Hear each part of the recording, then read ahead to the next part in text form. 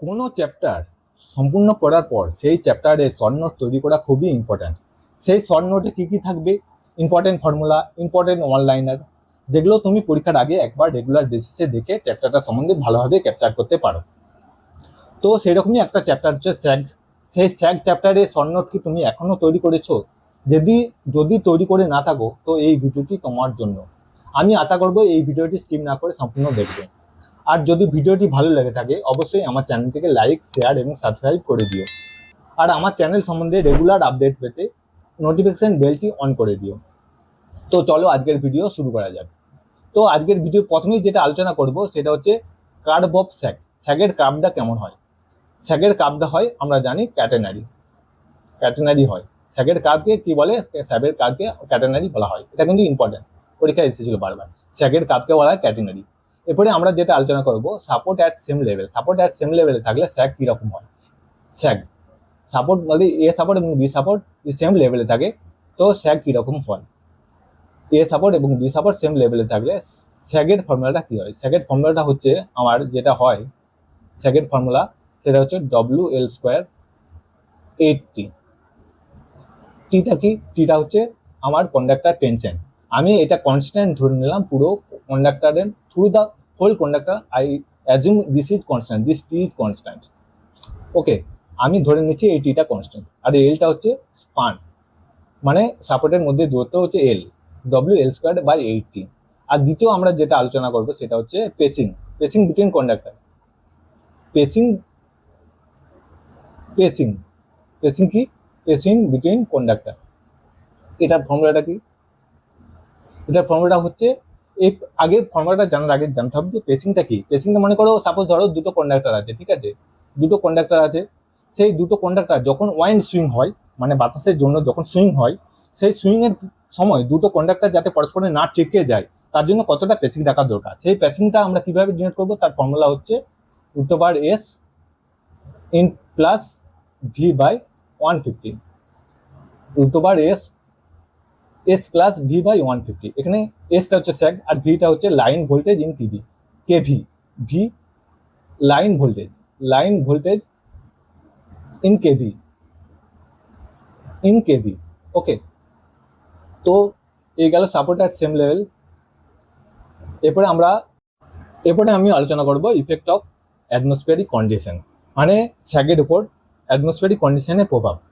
সেই প্রভাবে কি কি আছে? আইসের প্রভাব আছে, ইফেক্ট অফ ওয়েট অফ আইস, একটা ওয়াইন প্রেসারের প্রভাব আছে। তো কি হয়, শীতপ্রধান দেশে কি হয়, কন্ডাক্টরের উপর আইস কোটিং জমে যায়। সেই কন্ডাক্টরের উপর আইস কোটিং জমে যাওয়ার জন্য কি হয়, যে কন্ডাক্টরের ওয়েটের সঙ্গে আইসের ওয়েটটা নিচে দিয়ে কাজ করে, তার সঙ্গে ওয়াইন প্রেসারের জন্য যে ওয়াইন ফোর্স, সেই ওয়াইন ফোর্সও হরাইজন্টালি কাজ করে। তার জন্য কি হয়, যে আমার যে রেজাল্টেড ওয়েটটা, সেই রেজাল্টেড ওয়েটটা ভার্টিক্যালের সঙ্গে কিছুটা অ্যাঙ্গেলে শিফট করে যায়।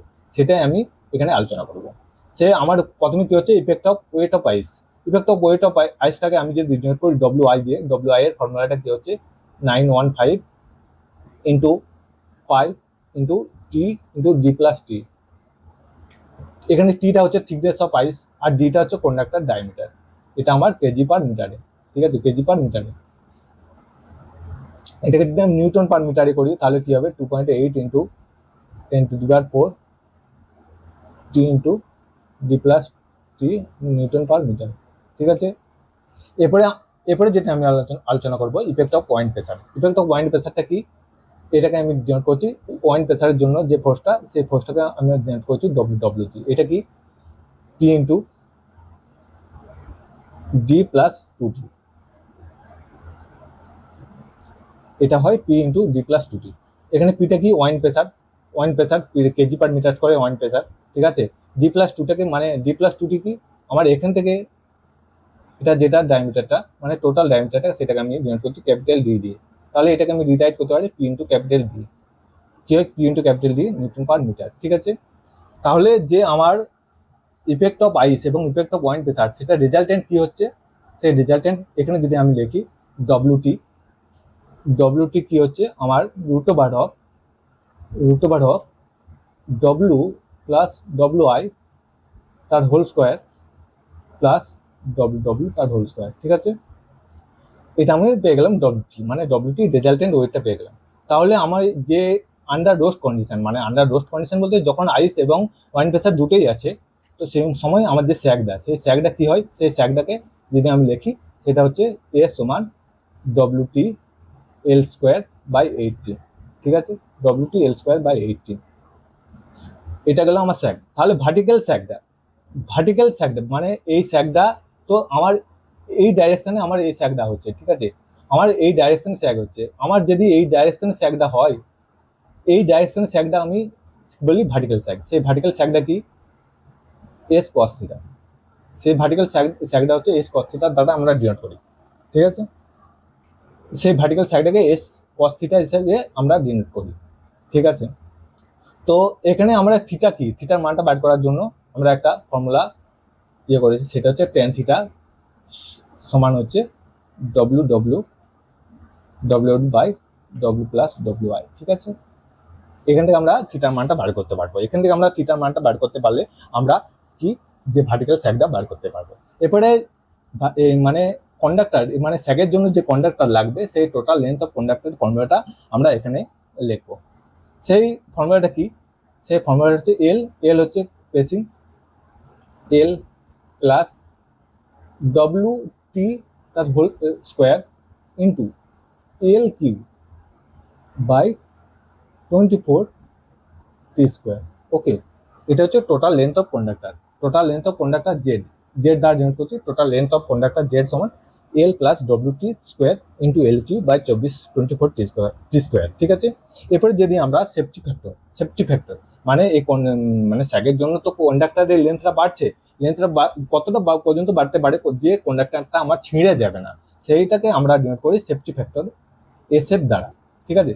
সেই সেফটি ফ্যাক্টরের ফর্মুলাটা কি, সেই সেফটি ফ্যাক্টর ফর্মুলাটা হচ্ছে ব্রেকিং ট্রেস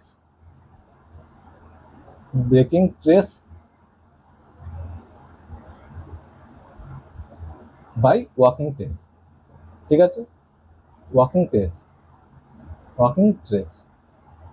ঠিক আছে। এই সেফটি ফ্যাক্টরের মানটা আমরা সবসময় একের বেশি নেই।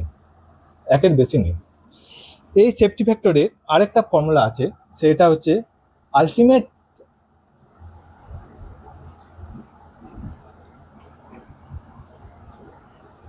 স্যাগের আরেকটা ফর্মুলা হচ্ছে ultimate strength by allowable ultimate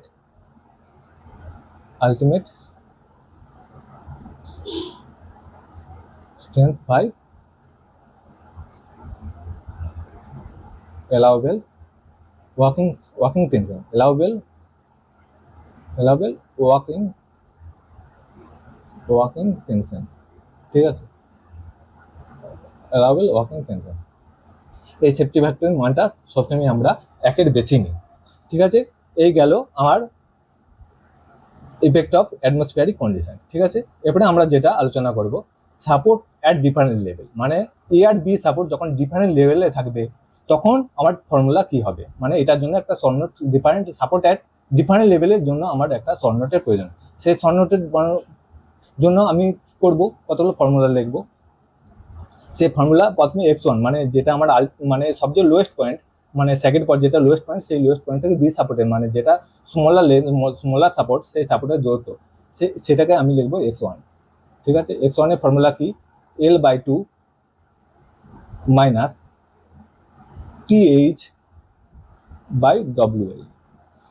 এখানে টিটা কি, আলটিমেট টেনশন মানে কন্ডাক্টরের টেনশন, আর এইচটা কি, এইচটা হচ্ছে আমার যেটা দুটো সাপোর্টের মধ্যে হাইটের ডিফারেন্স, দুটো সাপোর্ট মানে এ সাপোর্ট বি সাপোর্টের মধ্যে হাইটের যে ডিফারেন্স, সেটাকে আমরা নিয়োগ করছি এইচ দিয়ে। তাহলে x1 এর ফর্মুলাটা পেয়ে গেলাম। এরপরে আমি লিখবো x2 এর ফর্মুলা, ঠিক আছে। x2 এর ফর্মুলা কি লিখবো, L/2 প্লাস TH/WL, ঠিক আছে, TH/WL। এটা গেল মানে x2 এর ফর্মুলা। তাহলে কি আমার এখানে যেটা হচ্ছে S1টা কি হচ্ছে, মানে স্যাগ, মানে এই লোয়েস্ট পয়েন্টের স্যাগটা এই শর্টার সাপোর্ট থেকে লোয়েস্ট পয়েন্টের স্যাগটা ভার্টিক্যাল ডিস্টেন্সটাকে S1 বলছে। S1টা কি, WX1 তার হোল স্কোয়ার বাই 80। সিমিলারলি আমার যেটা S2, সেই S2টা কি হচ্ছে, সেই S2টা হচ্ছে আমার ডব্লু এক্স টু তার হোল স্কোয়ার বাই 8, ঠিক আছে। আমরা এই দুটো ফর্মুলা পেয়ে গেলাম, যেটা ইম্পর্টেন্ট। আর আমাদের যে আরেকটা ফর্মুলা জানতে হবে সেটা হচ্ছে এলসি। এলসিটা কি? যে যখন আমি বি সাপোর্ট মানে শর্টার সাপোর্ট আর লঙ্গার সাপোর্ট দুটো তো ডিফারেন্ট লেভেল, সাপোর্টগুলো দুটো ডিফারেন্ট লেভেল। এরপরে আমি এটা যখন একটা মানে যখন প্যারাবোলা হবে, যখন একটা মানে অসম্পূর্ণ প্যারাবোলা হবে, কিন্তু প্যারাবোলাটা যখন আমি সম্পূর্ণ করব, তো মানে সি পয়েন্ট আর এ পয়েন্টের মধ্যে যে দূরত্বটা হচ্ছে এলসি, সেই এলসির দূরত্বটা কিভাবে বার করবো? সেই এলসির জন্য ফর্মুলাটা হচ্ছে আমার, মানে এলসি হচ্ছে complete span of complete parabola. এলসির ফর্মুলাটা কি হচ্ছে আমার? L plus 2th by W L, ঠিক আছে। আমি এখানে এলসির ফর্মুলাটা পেয়ে গেলাম, এলসি সমান L plus 2th by W L. এখানে আরেকটা ফর্মুলা, মানে এই এলসি দ্বারা যে স্যাগ হয়, স্যাগের ফর্মুলাটা আমার জানতে হবে, সেটা হচ্ছে এ সমান ডব্লু এলসি স্কোয়ার 18, ঠিক আছে। ডব্লিউ এলসি স্কোয়ার 18, এটা আমরা এলসি দ্বারা যে টোটাল স্যাগটা হয়, মানে আমার এই স্যাগটা, ভার্টিক্যাল স্যাগটা, কন্ডাক্টর থেকে লোয়েস্ট পয়েন্টের যে স্যাগটা, সেটাকে আমরা যদি এলসি দ্বারা বার করতে চাই, মানে আমার কমপ্লিট মান দ্বারা বের করতে চাই, তখন এই ফর্মুলাটা আমরা কাজে লাগাবো, ঠিক আছে। এখানে যেটা আরেকটা বিষয় যেটা বা জানার ব্যাপার আছে, সেটা হচ্ছে লেন্থ অফ কন্ডাক্টর। আগের বারে লেন্থ অফ কন্ডাক্টর বললাম না, সেই লেন্থ অফ কন্ডাক্টরকে আমরা জেড দ্বারা জেনারেট করছি। লেন্থ অফ কন্ডাক্টর কি হবে? L plus W square into x1 Q plus x2 Q divided by 6t square, ঠিক আছে। তো আজকের ভিডিওতে আমি স্যাগের শর্ট নোট আলোচনা করবো, মানে কটি ফর্মুলা এখানে তোমার।